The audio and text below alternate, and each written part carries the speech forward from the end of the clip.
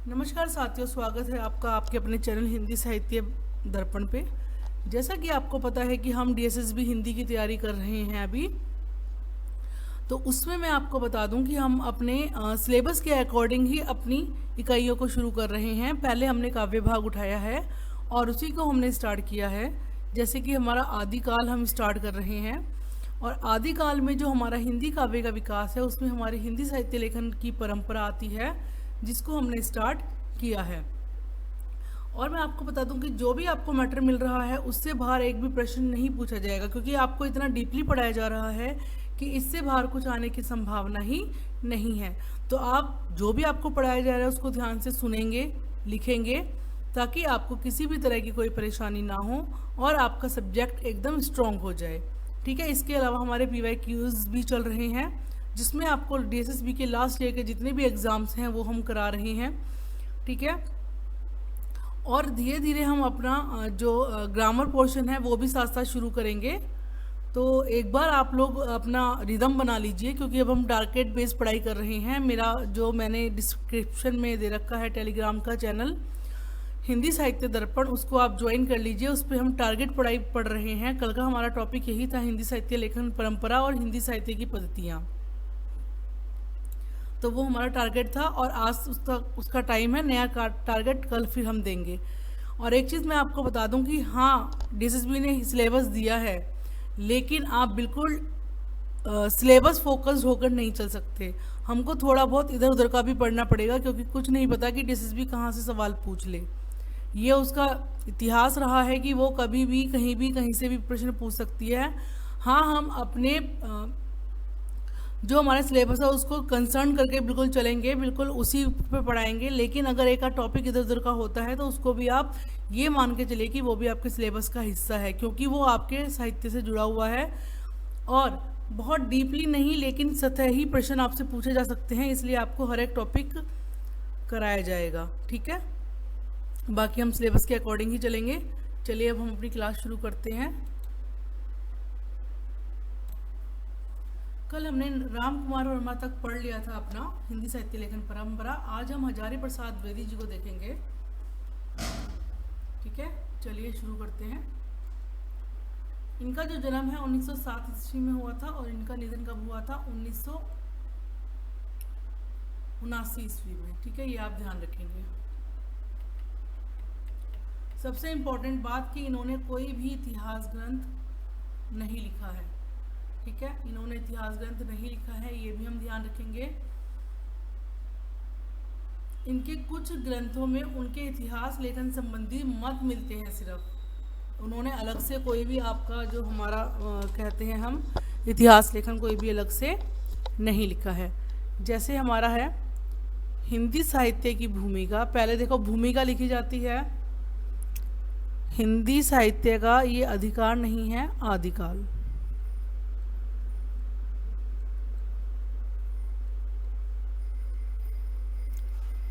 ठीक है, ये हमें ध्यान रखना है। हिंदी साहित्य की भूमिका, हिंदी साहित्य का आदिकाल और हिंदी साहित्य का उद्भव और विकास। इसको आप ऐसे याद रख सकते हैं कि पहले किसी चीज़ की भूमिका लिखी जाती है, फिर उसका उद्भव और विकास होता है, और फिर वो काल आता है। तो 1940, 1952 और 1953 ईस्वी में। आप मुझे बताएंगे कि 1952 ईस्वी में और क्या हुआ था। इतिहास लेखन परंपरा में मैंने आपको बताया था 1952 ईस्वी में किसका हिंदी अनुवाद हुआ था और किसने किया था, ये आप मुझे बताएंगे। ठीक है, तो ये ध्यान रखेंगे। इनके 3 महत्वपूर्ण ग्रंथ हैं और जो पूछे जाते हैं बहुत इंपॉर्टेंट है। हिंदी साहित्य की भूमिका 1940 ईस्वी, हिंदी साहित्य का आदिकाल 1953 ईस्वी, हिंदी साहित्य का उद्भव और विकास 1952 ईस्वी। ठीक है। डॉक्टर गणपति चंद्र गुप्त के अनुसार द्विवेदी जी संभवतः हिंदी साहित्य के ऐसे प्रथम व्यक्ति हैं जिन्होंने आचार्य शुक्ल जी की अनेक मान्यताओं, अवधारणाओं का तर्क संगत खंडन किया। देखिए, हम सब जानते हैं कि शुक्ल जी के इतिहास को बहुत अच्छा इतिहास माना जाता है, वैज्ञानिक माना जाता है, तर्कपूर्ण माना जाता है, और उसी को आधार बनाकर हम आज तक पढ़ते आ रहे हैं। बहुत सारे इतिहास ग्रंथ लिखे गए हैं, लेकिन एक द्विवेदी जी ही ऐसे व्यक्ति हैं, हजारी प्रसाद द्विवेदी जी ही ऐसे व्यक्ति हैं इतिहास के जिन्होंने आचार्य शुक्ल जी की अनेक मान्यताओं का, अवधारणाओं का खंडन किया है। मैंने आपको, जब हमने शुक्ल जी पढ़े थे तब भी हमने बताया था कि हजारी प्रसाद द्विवेदी जी और शुक्ल जी दोनों एक दूसरे के विरोधी मत पाए जाते हैं। आप कहीं भी देखेंगे, अगर एक किसी को श्रृंगारी कह रहा है तो दूसरा भक्त कहेगा, एक किसी को अच्छा कह रहा है तो दूसरा उसको सपोर्ट नहीं करेगा, तो ये इन दोनों में मत मिलते ही हैं। तो हजारी प्रसाद द्विवेदी जी ऐसे पहले व्यक्ति हैं जिन्होंने शुक्ल जी का के जो भी मत हैं, अवधारणा है, उनका खंडन किया। हजारी प्रसाद द्विवेदी जी ने शुक्ल जी के वीरगाथा काल के स्थान पर क्या नाम दिया था? आदिकाल। ठीक है, ये हमें पता है, जब हम हिंदी साहित्य का नामकरण पढ़ेंगे तब हम उसमें पढ़ेंगे। ठीक है, इन्होंने शुक्ल जी के भक्ति उत्पत्ति संबंधी मत का भी खंडन किया और भक्ति के उद्भव को स्वाभाविक कारण माना। शुक्ल जी ने क्या कहा था? इस्लामी आक्रमण की देन बताया था। ठीक है, वहीं पे इन्होंने उसका खंडन किया द्विवेदी जी ने और बोला कि जो भक्ति है उसका उद्भव है, एक स्वाभाविक कारण है, ऐसा नहीं है अगर इस्लाम ना भी आया होता तो भक्ति का उद्भव वैसे ही होता जैसा आज आपको दिखता है। ठीक है, नेक्स्ट चलते हैं हम गणपति चंद्रगुप्त, हिंदी साहित्य का वैज्ञानिक इतिहास। इम्पॉर्टेंट है, इन्होंने जो हमारी पद्धति है वैज्ञानिक पद्धति को अपनाया था। ठीक है, ये अकेले ऐसे हैं जिन्होंने वैज्ञानिक पद्धति को अपनाया और हिंदी साहित्य का वैज्ञानिक इतिहास लिखा। हिंदी साहित्य का उद्भव और विकास इन्होंने 1184 ईस्वी से माना। ठीक है, ये भी हमें ध्यान रखना है। जो हिंदी साहित्य का उद्भव है वो गणपति चंद्र ने कब से माना? 1184 ईस्वी से माना। इन्होंने इतिहास को 3 कालखंडों में बांटा। ये आप ध्यान रखेंगे, कितने काल, तीसरे पॉइंट पर ही है, और कितने कालखंडों में बांटा? 3 कालखंडों में बांटा। इस ग्रंथ को लिखने में इन्होंने साहित्य लेखन की वैज्ञानिक पद्धति का समर्थन किया, जो मैं आपको भी बता चुकी हूँ।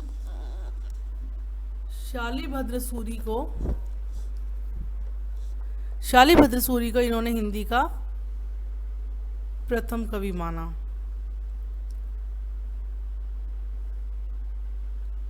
ठीक है, ये भी आप ध्यान रखेंगे कि शालिभद्र सूरी को हिंदी का प्रथम कवि किसने माना?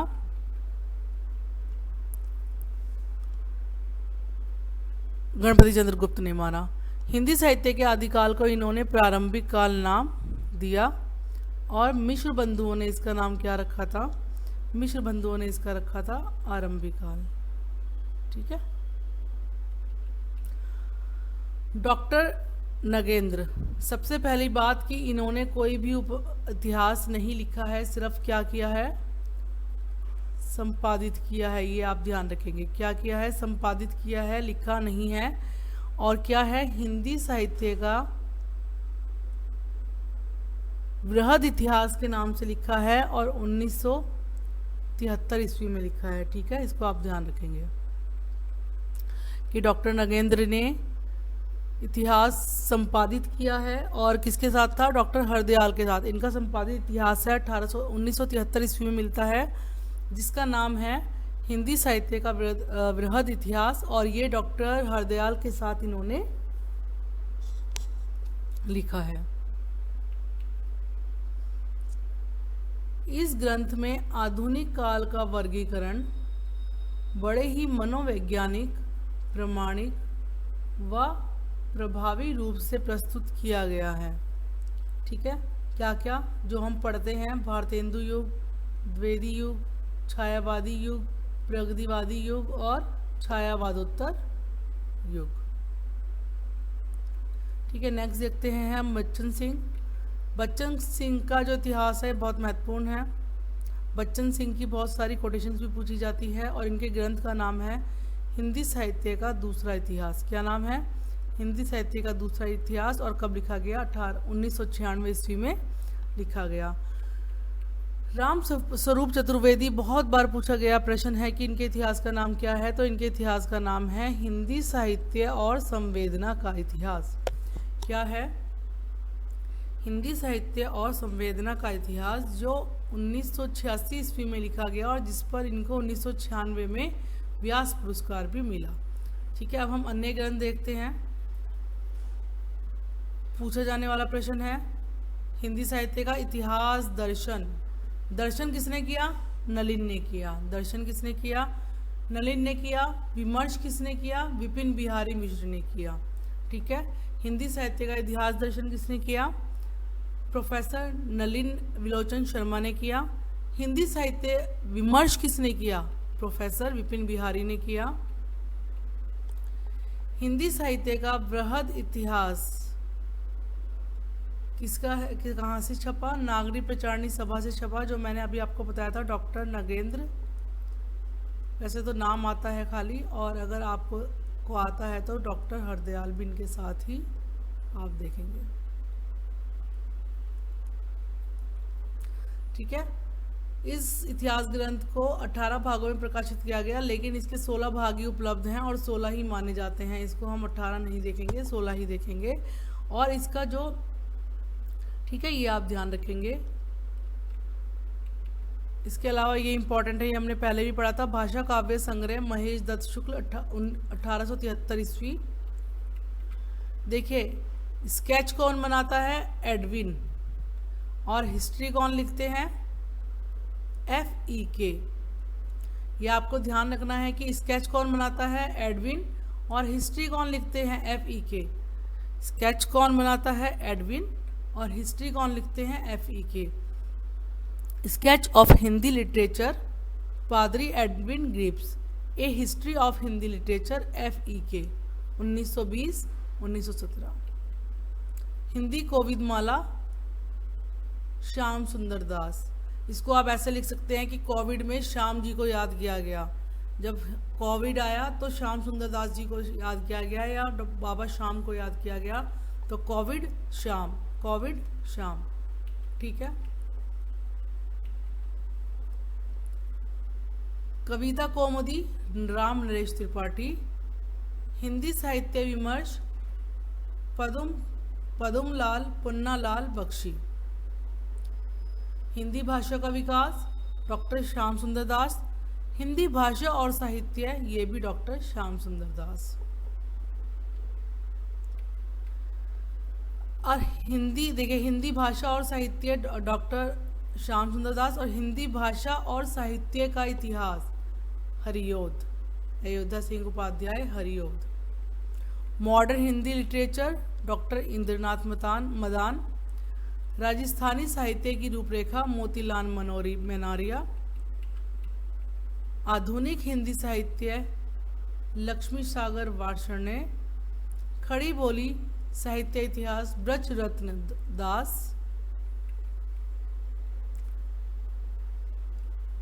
विवेचनात्मक इतिहास सूर्यकांत शास्त्री। और विवेचनापरक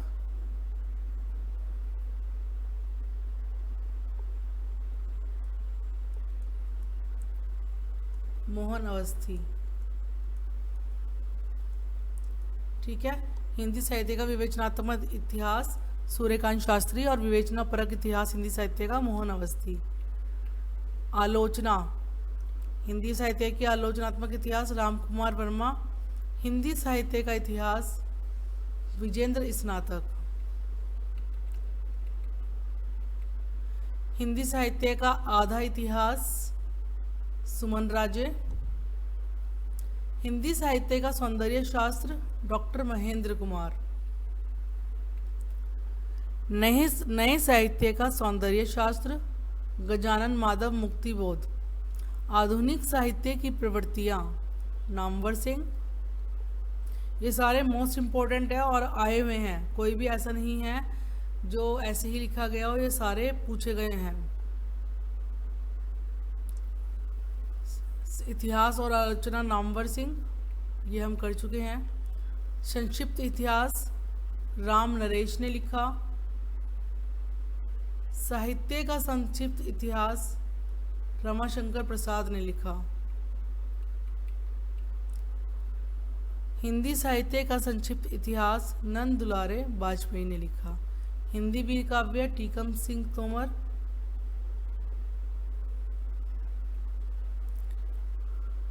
उत्तरी भारत की संत परंपरा परशुराम चतुर्वेदी। हिंदी साहित्य का सरल इतिहास विश्वनाथ त्रिपाठी। हिंदी साहित्य का ओझल नारी इतिहास नीरजा माधव। हिंदी साहित्य का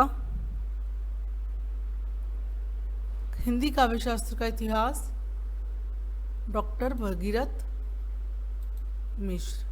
ठीक है, ये इम्पोर्टेंट मैंने आपको लिखवा दिए हैं। इसके अलावा हम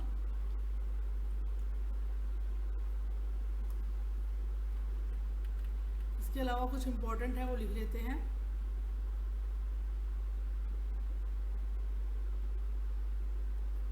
चलिए, जैसे यहाँ लिख लेते हैं 34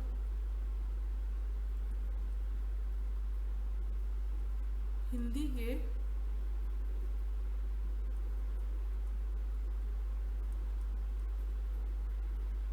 मुसलमान कवि।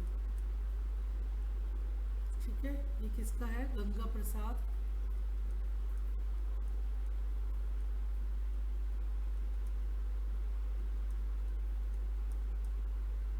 सिंह अखौरी। ठीक है, इसके बाद हम देखते हैं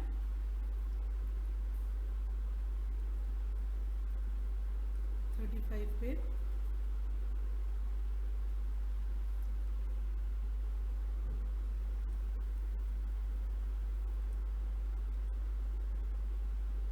आधुनिक हिंदी साहित्य का इतिहास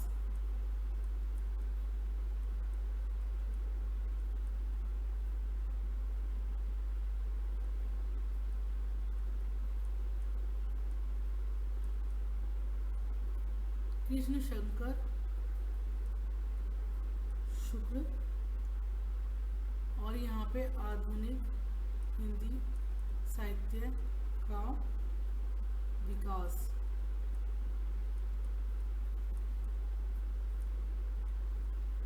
डॉक्टर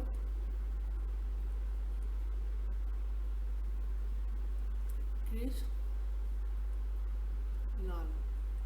ठीक है, और देखते हैं हम जो हमारे महत्वपूर्ण, वैसे मैंने आपको सारे लिखवा दिए हैं।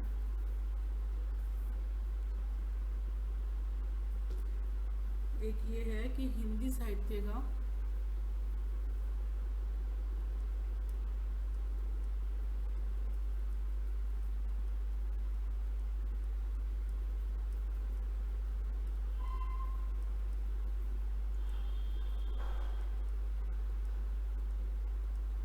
परिचयात्मक इतिहास। तो परिचय किसने दिया अपना? भगीरथ मिश्र ने।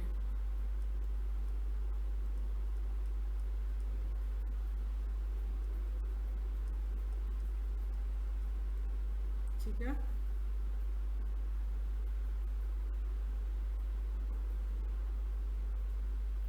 तो ये सब हम ध्यान रखेंगे। इम्पोर्टेंट सारे आप लिख चुके हैं, जितने भी हम थे मैंने आपको बता दिए हैं। ठीक है,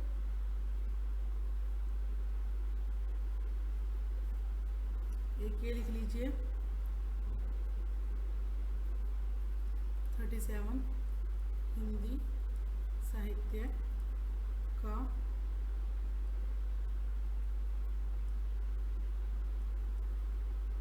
समीक्षात्मक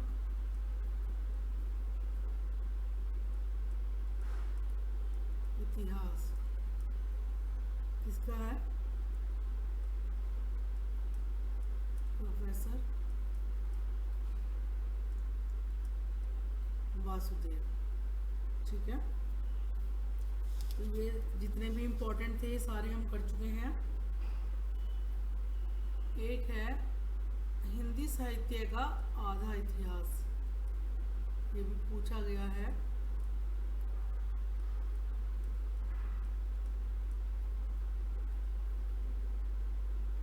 सुमन राजे। ठीक है,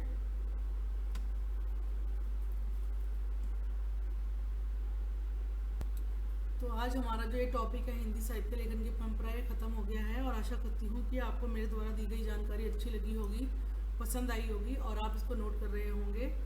बाकी हम धीरे धीरे अपने टॉपिक्स को बढ़ा रहे हैं। अब मैं जल्दी ही आपके लिए अब जो हमारी ये है टीचिंग एप्टीट्यूड है इसकी भी क्लासेस लेके आने वाली हूँ, ठीक है।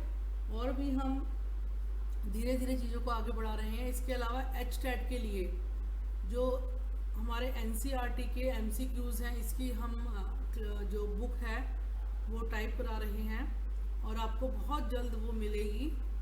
ज़्यादा से ज़्यादा 10 दिन आपको वो बुक देखने को मिल सकती है। जिसको भी हिंदी साहित्य के MCQs चाहिए हों, NCERT HTET के NCERT से संबंधित MCQs 6ठी से 8वीं, ठीक है, 9वीं से 12वीं भी हैं, 6ठी से 8वीं भी हैं। जिसको भी चाहिए हो तो आप बता सकते हैं, मेरे टेलीग्राम चैनल को ज्वाइन करके उसमें मैसेज अपना लिख सकते हैं, ठीक है। धन्यवाद। आशा करती हूँ कि आपको क्लास पसंद आई होगी। आपका दिन शुभ हो। मिलते हैं कल एक नए टॉपिक के साथ। नमस्कार।